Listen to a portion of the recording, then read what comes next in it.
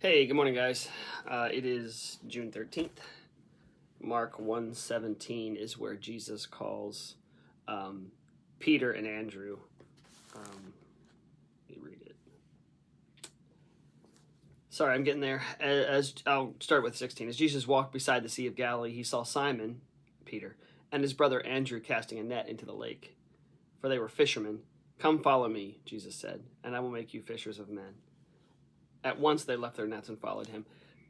Chambers is concentrating on a couple things today, and that is what it means to follow, and also the originality kind of Jesus' call with each person.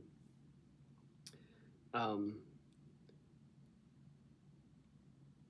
but it's funny because so my call was distinct and different from everyone else's call, but at the same time, I can't hold it up as something special because of he called me for what he gained when he called me because of all of my um, my strengths, my gifts, and you could even put it in the terms of a fisherman. He called me because I'm a real catch.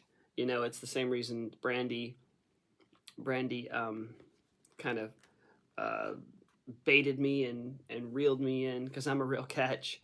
Those That's such a misconception of what it means to be called by Jesus.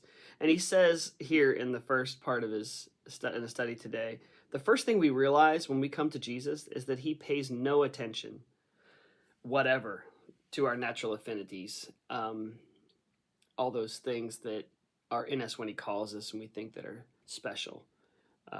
We have the notion that we can consecrate our gifts to God.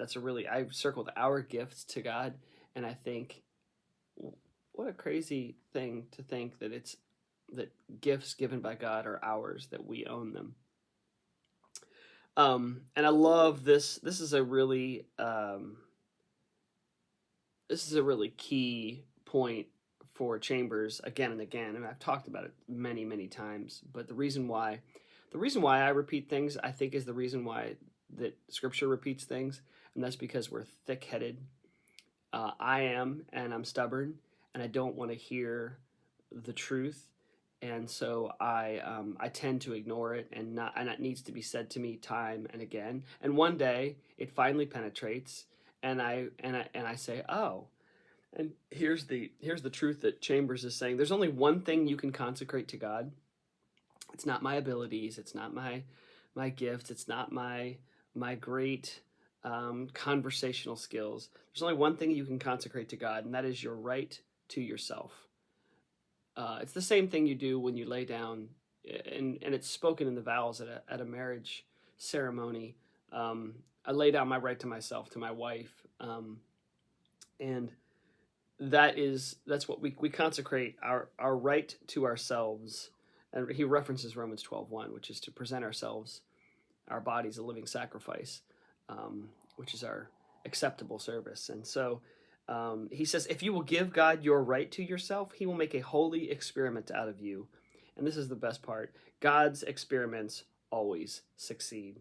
What a great promise that I can try and try and try to be a success in life, and I may or may not succeed. But if I truly can just wrap my head around and my will, just submit my will to whatever God would do, I will absolutely be a success. I will be a success in God's eyes because I have allowed Him to do His experiment through me, and He doesn't fail. God doesn't fail. We sing that sometimes, and I wonder if we actually believe it. Does God?